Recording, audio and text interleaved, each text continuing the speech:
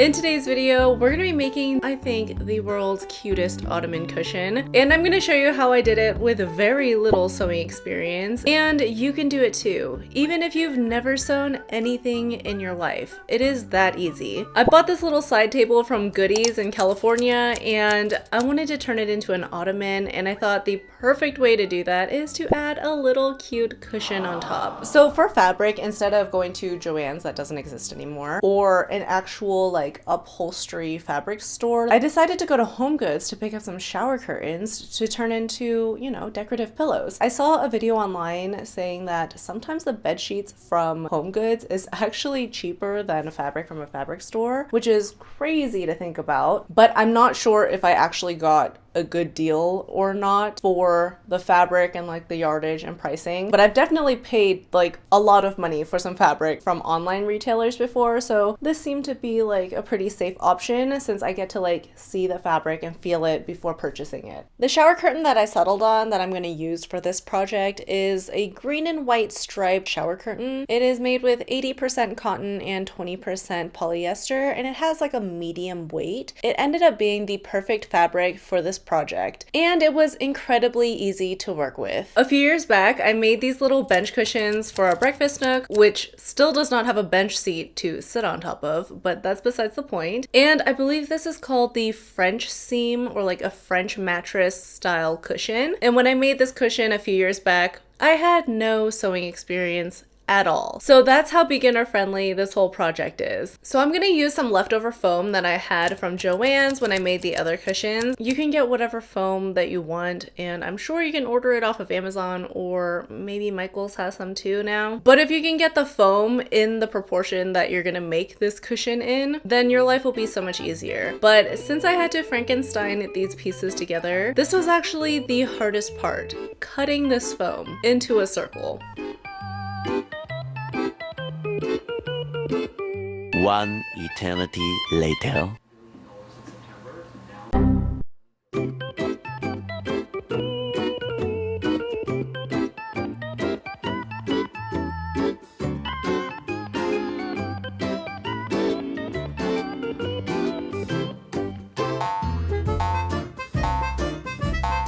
Now that we've got our foam kind of looking like a circle, I'm gonna add some batting material around this foam just to smooth it out. And you know, I don't know how necessary the step is, but since I did it for the last cushions, I'm adding it to this cushion as well. Last time I used some fabric glue, and that actually worked really well, but since I ran out this time and I didn't want to buy more, I decided to use some hot glue gun and glue this batting on the foam. I have accepted that I'm probably never gonna wash this cushion, so using hot glue gun was fine for me, but if you are planning on washing this somehow in the future, I don't know how safe it is to use a hot glue gun. So this is about what we've got going so far. It's looking a little rough, and if you can't tell, I am completely winging it, but from what I remember the last time I made this, it's gonna look really bad before it starts to look better, and it's not even gonna look good until the very end. So it's all about trusting the process, and if I can essentially wing it, then you can too. Well, you don't have to wing it, but especially if you don't wing it, yours is gonna look so good. It's gonna turn out so good, and you don't even need to worry. But it is gonna look bad and a little bit worse before it starts to look super cute, hopefully. So cutting out this foam into a circle was actually extremely difficult, but I think once we get it into the little fabric, it's gonna look fine. It's gonna look fine. So I've got my little shower curtain. It's all washed and dried, and I was going to iron it first, but then I figured let's not. I'm going to just fold this in half because we do need 2 layers. And it doesn't have to be exact. None of what I'm doing is exact at all. I'm just gonna pin this together so it doesn't move around because I don't want it shifting. Now we essentially want the fabric to be this sized, but I need a seam allowance anyway, and this seems like a good seam allowance. What is that? This is about 3/4 of an inch of a seam allowance. Let's just like remember that. And I'm just gonna flip this down and trace around it. And like the not very bright person I am tracing this right side out. But if you remember to, please flip your fabric right side facing in. Perfect. Good enough. And now we cut. People are probably going to tell you not to lift and tug and move the fabric around so much. And if they do say that, I would listen to them. Wow. That's great. Now we need essentially like this part of it. So we need it to be around 3 inches wide. So we'll cut 4 inches, so 1/2 inch seam allowance on either side. Hold on. What I should have done is maintained a 3/4 inch seam allowance because, and I'm just using this as an example, if one of the pieces of fabric is 3/4 of an inch, we'd be stitching it along this line right here, all the way down. So if we lined up the second fabric, we should also give it that same seam allowance so that when we line up the fabric to sew it together and we accounted for the same seam allowance, we would be sewing it right here on both sides. And that way, after it's sewed, this whole thing is the right size. However, if I had one fabric that was a 3/4 inch seam allowance and the other fabric, I only gave myself 1/2 inch of a seam allowance, I would have to somehow make sure this lines up with this and offset my fabric by about 1/4 inch the entire way so that this lines up with the 3/4 inch seam allowance. It's not impossible to do, and especially if you're short on fabric, this is totally doable, but you just have to remember that so that whatever you're measuring out for is the right measurement. I, however, forgot about this completely, and I didn't account for the 3/4 inch seam allowance. Therefore, my pillowcase ends up being a tad big compared to what I wanted it to be. So if you're doing a 3/4 inch seam allowance, just do a 3/4 inch seam allowance for the entire project if you can. I know we only need around the inside, right? Like you can measure the inside, but again, accounting for some seam allowance, this is gonna be much longer, but I'd rather it be too long than too short. We're gonna need something along the lines of 48.5 inches by 4 inches. So I essentially am folding it into fourths, so it's like 12 inches each, so I don't have to cut in a straight line that long.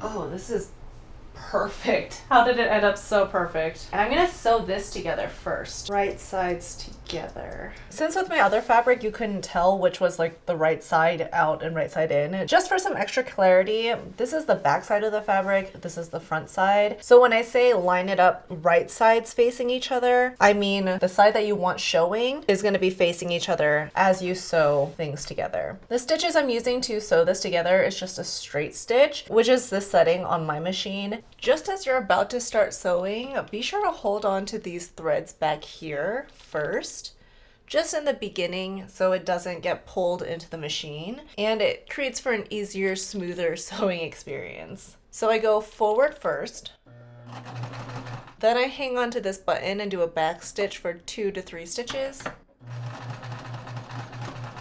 and then I let go and I keep going forward. And at the end, when I'm finished with everything, I do the same thing. I finish all the way to the end and I do another back stitch and I let go and let it finish again. Okay, now you're gonna pin the right sides together. It seems to be looking like a toilet cover, and I'm gonna add a lot of pins because so far it's looking pretty good. And I'm gonna say with sewing, I think beginner's luck is really something that exists, because every time I do a mock-up it turns out perfect, and when I try to do it again it's awful. So that's why I'm not doing a mock-up. I'm just doing it, just going with the flow. That's what 2026 should be about, right? Less planning and overthinking, just going for it. And remember, we're pinning the right sides together. All right, we've got something like this. Things are looking pretty good. This is what it looks like right side out. And it's pretty circular. It's pretty, it's doing what it's doing. It's doing a thing. So I am going to pin the right sides together for the other half to what we've already sewed. And I'm gonna pin it all the way around so it doesn't move, but we're not gonna sew it all the way. I'm actually probably only gonna sew it halfway so we could stick this guy in here, and then I'll hand sew the rest to close it up with an invisible stitch. And I am gonna line up the horizontal lines. This part, since it's going this way, is not really lined up at all, and it doesn't really matter to me, but I am gonna, since this is horizontal, I'm gonna make the other side line up horizontally as well. But really, it honestly doesn't matter because you're only gonna see one side at a time.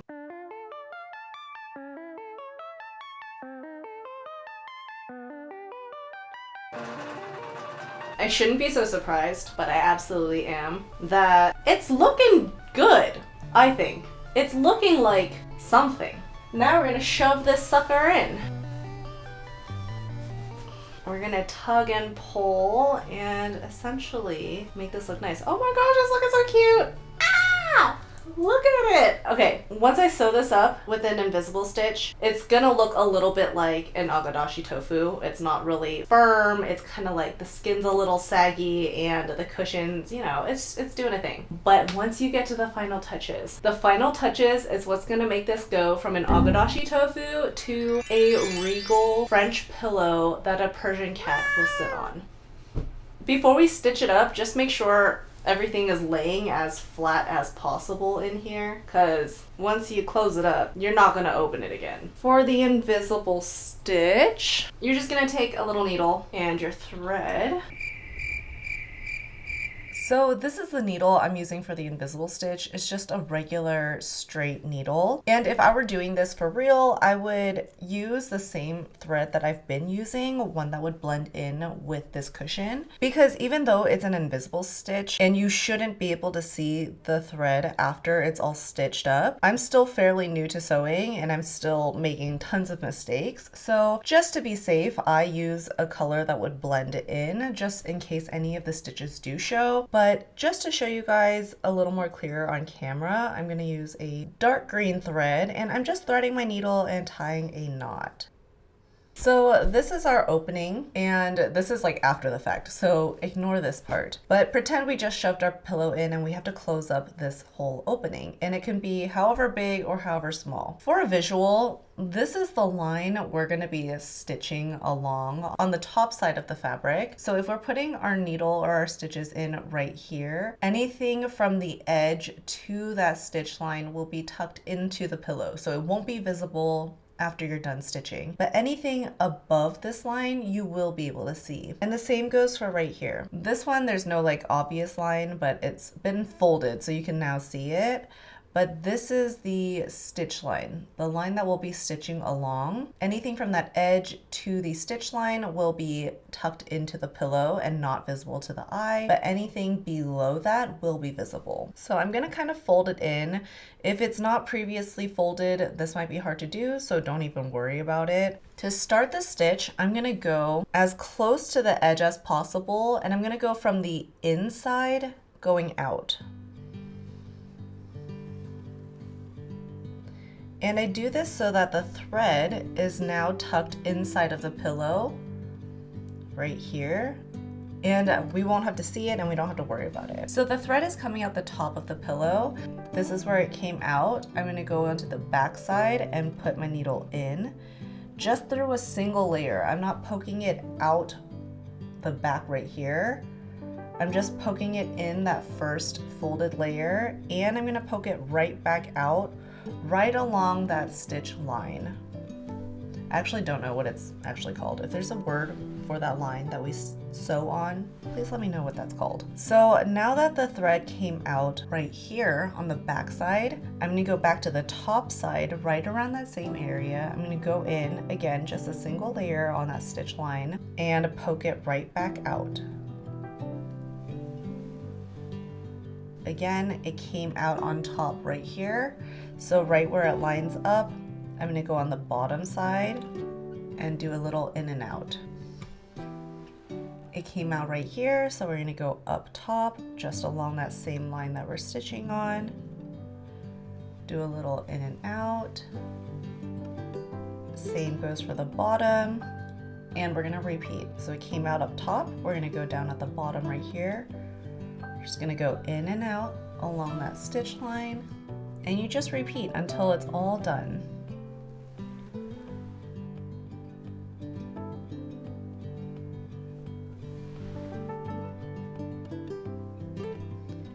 It is much easier that there is a line that I am following, and that way you really can't see anything underneath. But even if you don't have a visual line, you can mark one out with a fabric marker or some chalk, or just kind of eyeball it, and even though it's not exact, it looks pretty good. Like right around here, it's not too exact of where that seam allowance is, so I'm just gonna keep going, and as long as the fabric is like taut and fitted around the pillow, that's all that matters to me.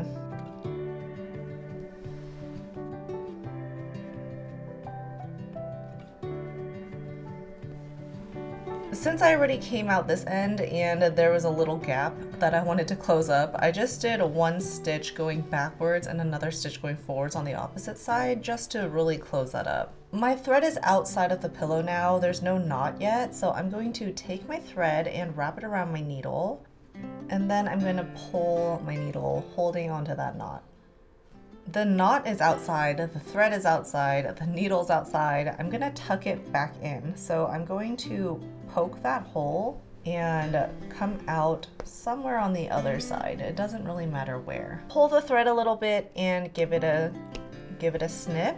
And now it's all hidden. This one right here is not hidden because I made it too big of a knot, and I didn't accurately poke the needle back through that same hole, and that's what I'm left with here. And that's why I say I would use the same color thread, just so if this happens, this wouldn't be visible to the naked eye. Other than this right here, which was my boo-boo, the rest of the stitches are pretty invisible, especially if you use the same colored thread. We've got a pillow. Okay.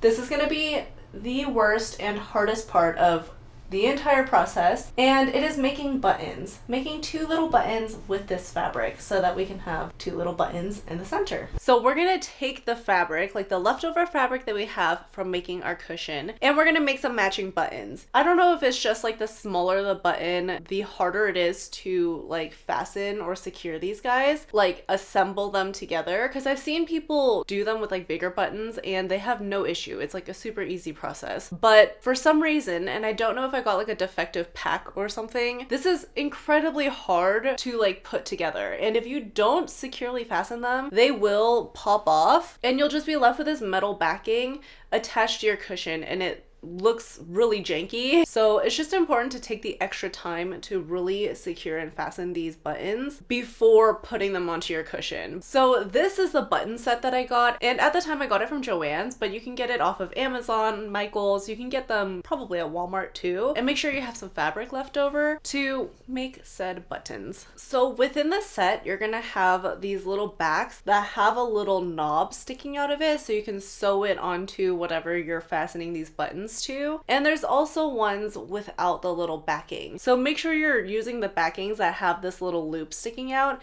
instead of the completely flat ones. This is what the sets look like. This is the button top. This is the bottom of the button. The set will come with this little clear guy. And they say this is how much fabric you need, but I really think this is a lie, because if you cut that much fabric, there's no way this will fit together. You want it to just cover the edge right here. You don't want it too thick, because if it's too thick, the back won't fit onto this button. And if it's too small, the fabric could stick out and kind of look uneven like this. And it's just kind of coming out right here, and it's a little bit annoying. I'm unable to pull the back out once it's in, so you just really want to make sure you have the right amount of fabric to cover the whole button.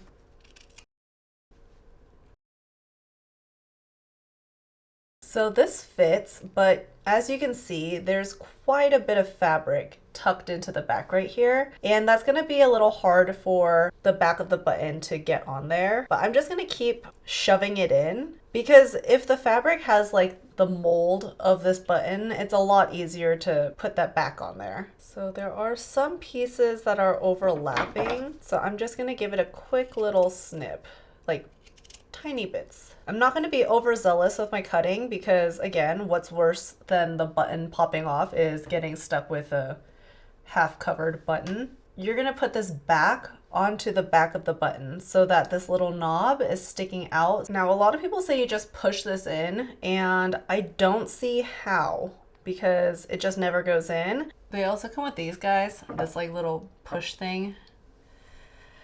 And they say you just push it, but again, I think they're lying. So a method that I've found really effective is using a coaster or like a hammer and just hammer this in.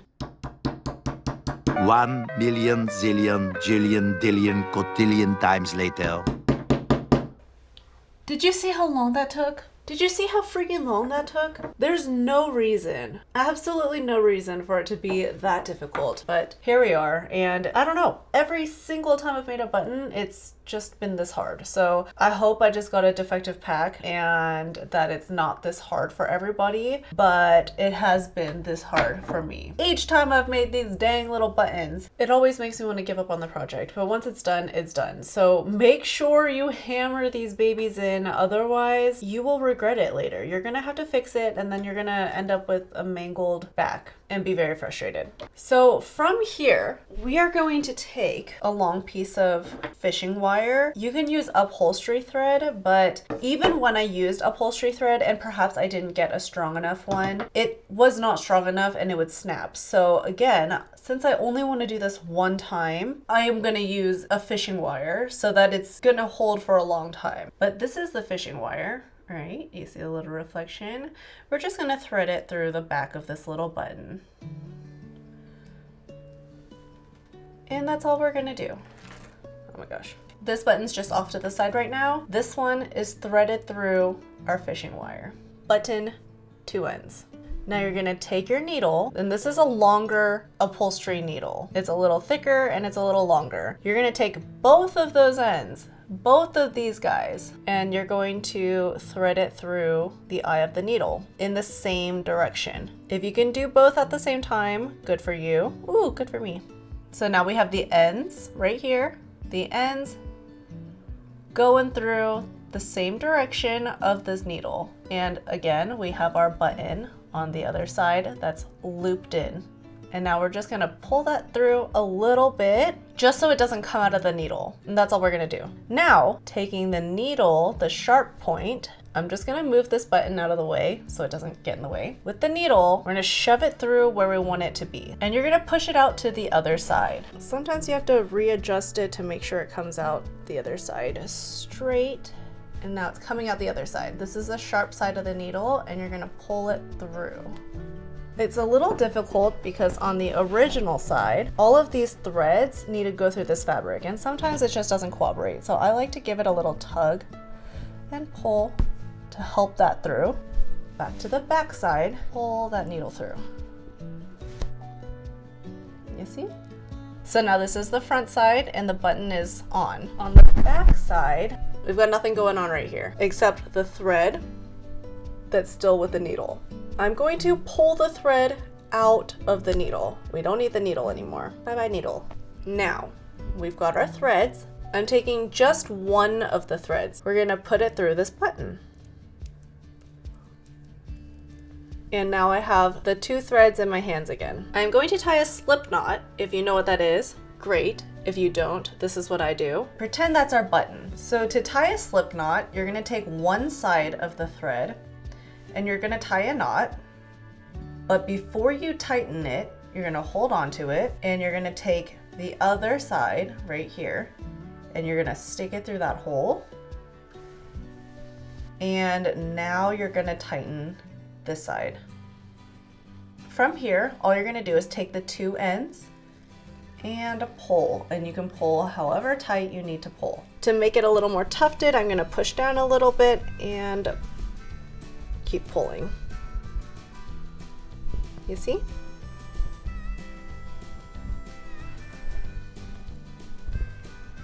So now we have a slip knot under here. The other side is looking good and tufted as well. Go back to that back side.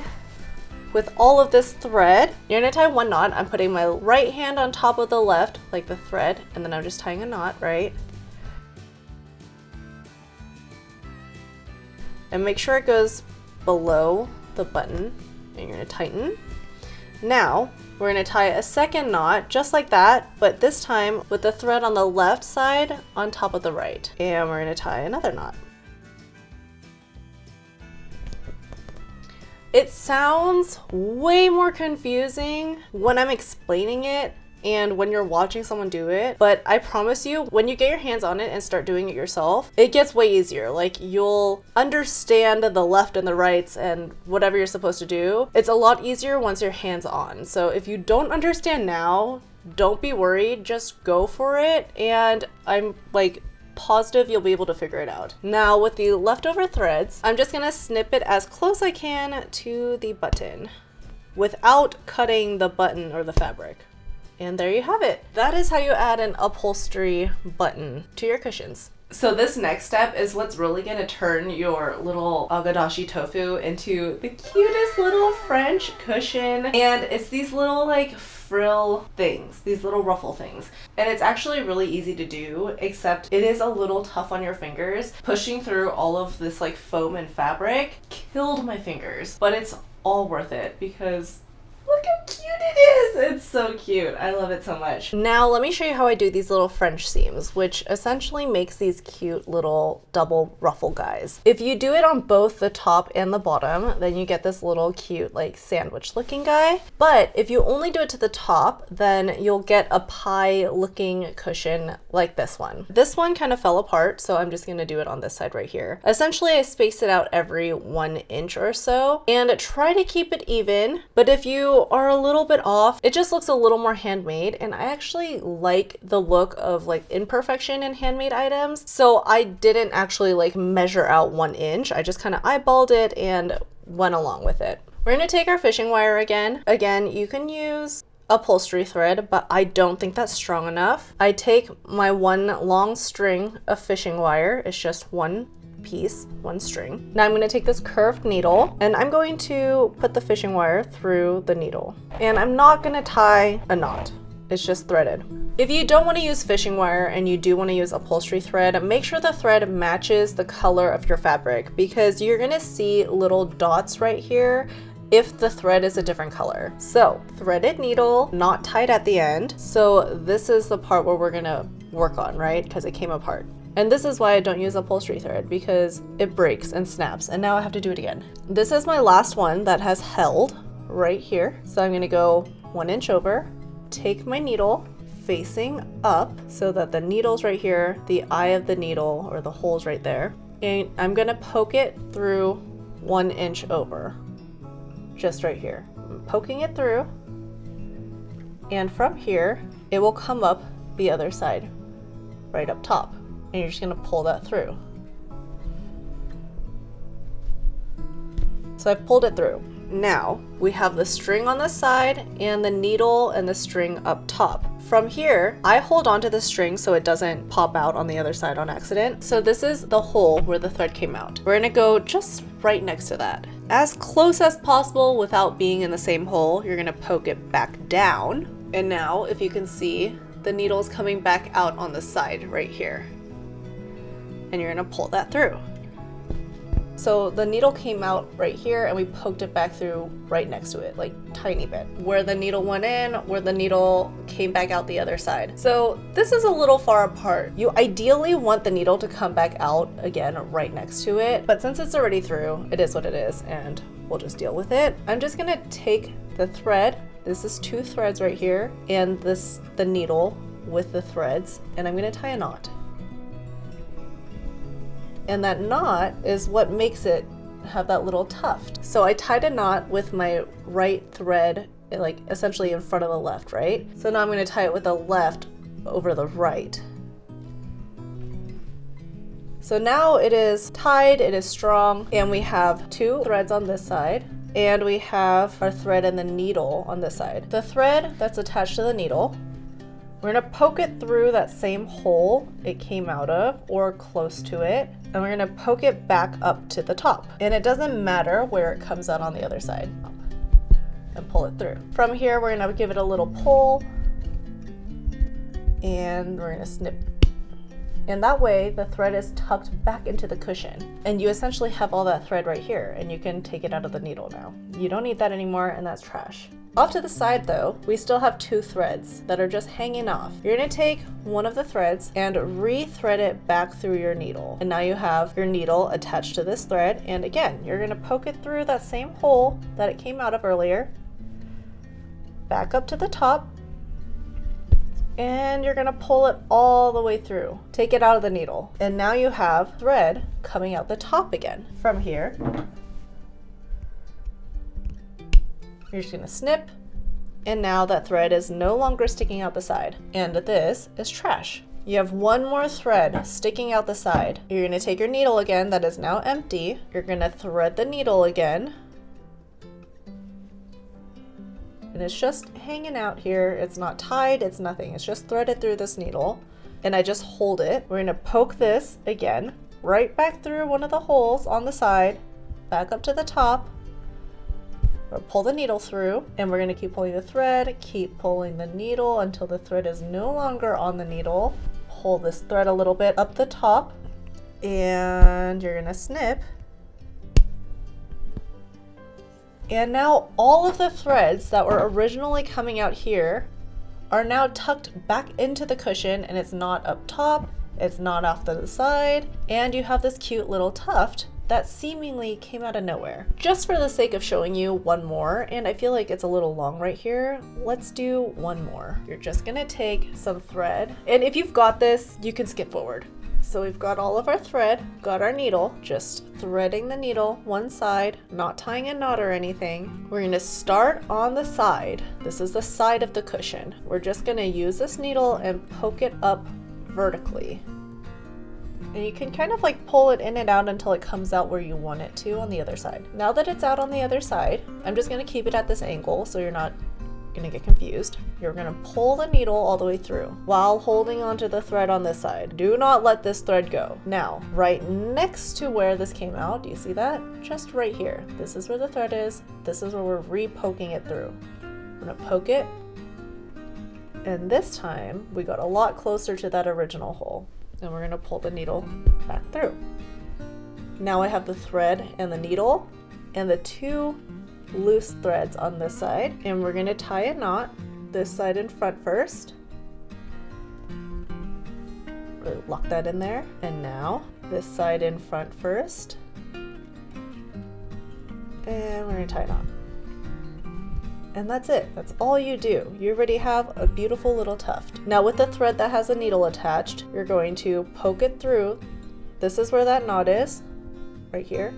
We're gonna poke it through that same hole, out the other side, arbitrarily, it doesn't matter. Give it a little tug, and snip.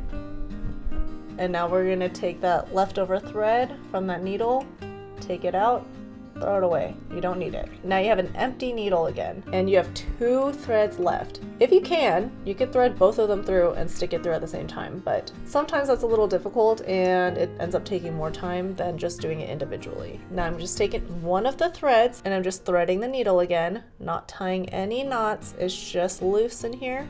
And I'm gonna, again, poke it through that same hole up to the top, pull it through, free up that needle, take that needle off the thread, and I'm gonna wait to snip this just so I could show you guys, right? Now I have a thread up top and a thread off to the side. I'm gonna thread the needle one more time, no knot or anything, and I'm going to stick it back through that hole and up to the top. And again, free up that needle, so now the needle's gone, and now we have 2 threads sticking out the top of the cushion. You're gonna give it a little tug. The reason why we tug it is so that when we cut it and release the cushion, the thread will be comfortably inside the cushion. Snip. And there we have it. No more threads out here, no more threads up top, and we have a cute little tuft. And again, I've used a lot of upholstery thread first, and you can see it like popping out now versus where I use the fishing wire. It's just a lot stronger and it's like really in there and it's like not coming out. But yeah, that's all you do, and you just do it all across the top and all across the bottom. So it's a little time consuming, but I think it's completely worth it because this is the cutest cushion I have ever made in my life. Adorable. I almost feel bad that it's an ottoman cushion and I have to put my feet on it, but I absolutely do use this as an ottoman and it is so comfy. Like, this foam is the comfiest foam ever. I also love the fabric. I love that it's cotton and I love the print. I mean, it's very basic, just like green and white stripes, but in a little cushion, it is adorable. This project by far has been one of the easiest projects that I've done that have made the biggest impact on how my house feels. Now the living room and couches look way more inviting. But anyway, that is all I have for you guys today. Thank you so much for spending time with me, and I will see you next time. Bye!